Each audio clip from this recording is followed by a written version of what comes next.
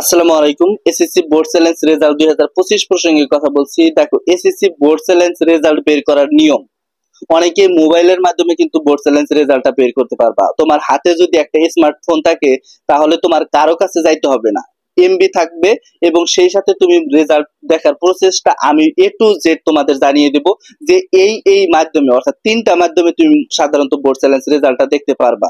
অনেকেই চিন্তায় আছো যে আমার বোর্ড চ্যালেঞ্জের রেজাল্ট পরিবর্তন হবে কিনা বা হওয়ার সম্ভাবনা আছে কিনা। সেক্ষেত্রে অবশ্যই আমি বলবো যে আল্লাহর উপর ভরসা রাখো, ইনশাল্লাহ তোমাদের রেজাল্টটা পরিবর্তন হবে। অ্যাভেলেবেল শিক্ষার্থীর গত বছরেও আমরা লক্ষ্য করেছি, তার আগের বছরেও লক্ষ্য করেছি, অর্থাৎ প্রত্যেকটা বছরই শিক্ষার্থীর কিন্তু বোর্ড চ্যালেঞ্জের রেজাল্ট পরিবর্তন হয়।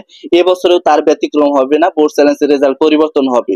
তো মোবাইলের মাধ্যমে ঘরে বসে থেকে তোমরা বোর্ড চ্যালেঞ্জের রেজাল্ট দেখতে পারবা তিনটা মাধ্যমে। একটা হচ্ছে এসএমএস এর মাধ্যমে। তোমার যদি স্মার্টফোন নাও থাকে তাহলে কিন্তু এসএমএস এর মাধ্যমে দেখতে পারবা। এসএমএস এর মাধ্যমে কিভাবে? বোর্ড কর্তৃপক্ষ আগে থেকেই তোমাকে জানিয়ে দেবে যে তুমি ফেল করছো না পাস করছো। এটা কিন্তু বোর্ড কর্তৃপক্ষ থেকে একটা এসএমএস দিবে যে তুমি যে বোর্ড চ্যালেঞ্জ করেছিলা সেখানে তুমি পাস করেছো। আবার অনেকেই ফেল করবে, সেটাও তথ্য জানিয়ে দিবে। অনেক ক্ষেত্রে হয় না যে তোমার মোবাইল নাম্বারটা ভুল দিয়েছো, সেক্ষেত্রে ওই মোবাইল নাম্বারে এসএমএস আসে না। তখন অবশ্যই দ্বিতীয় যে অপশনটা সেটা হচ্ছে লিংকের মাধ্যমে দেখা।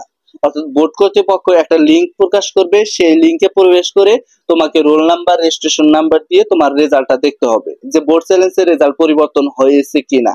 এখন অনেক শিক্ষার্থী ভুল করবে, ভুলবশত সে সার্ভারে প্রবেশ করে তার রেজাল্ট, যে এসএসসি রেজাল্ট যেভাবে দেখেছে, অর্থাৎ প্রথম ধাপের যে রেজাল্টটা দেখেছে সেইভাবে দেখার চেষ্টা করবে, কিন্তু সেইভাবে তার রেজাল্টটা পরিবর্তন ওখানে দেখাবে না, অর্থাৎ ওখানে সঠিকভাবে দেখাবে না। সেক্ষেত্রে অন্য মাধ্যম হচ্ছে তৃতীয় মাধ্যম যেটা, সেটা হচ্ছে পুরো বোর্ডের রেজাল্ট লিস্ট দেখবে।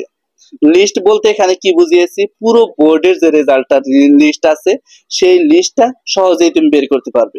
তুমি দিনাজপুর বোর্ডের, তুমি ঢাকা বোর্ডের, তুমি বরিশাল বোর্ডের, যে বোর্ডের হও না কেন সেই বোর্ডের ওয়েবসাইটে প্রবেশ করবা, লিখবা www.umokboard.com, অর্থাৎ তোমার যে বোর্ড সেই বোর্ডের নাম লিখে .com দিবা, ওখানে প্রবেশ করবা, সার্ভারে প্রবেশ করলে তোমার বোর্ডে চলে যাবে এবং রেজাল্ট প্রকাশিত হইলো কিনা বা রেজাল্ট প্রকাশিত যে পুরো লিস্টটা আছে সেই লিস্টটা তুমি তোমার রোল নাম্বার চেক করবা যে আমার রোল নাম্বারে রেজাল্টটা পরিবর্তন হয়েছে কিনা, রেজাল্টটা আসলো কিনা, সেটা A to Z প্রসেসটা দেখতে পারবা।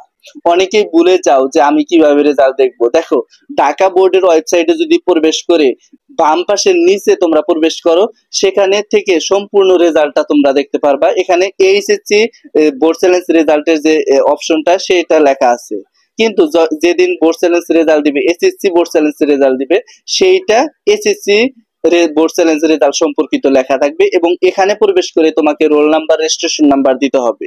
যখনই রোল নাম্বার, রেজিস্ট্রেশন নাম্বার দিবা, তোমার কিন্তু বোর্ড চ্যালেঞ্জ রেজাল্ট পরিবর্তন হয়েছে কিনা A to Z প্রসেসটা আসবে।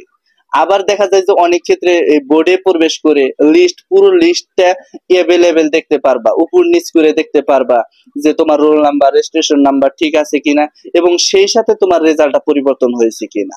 তো এই ছিল আজকের ভিডিওটা বোর্ড চ্যালেঞ্জ সম্পর্কিত। তো সামনে যে কোনো আপডেট আমার কাছ থেকে জানতে পারবা। ধন্যবাদ সবাইকে, আসসালামু আলাইকুম।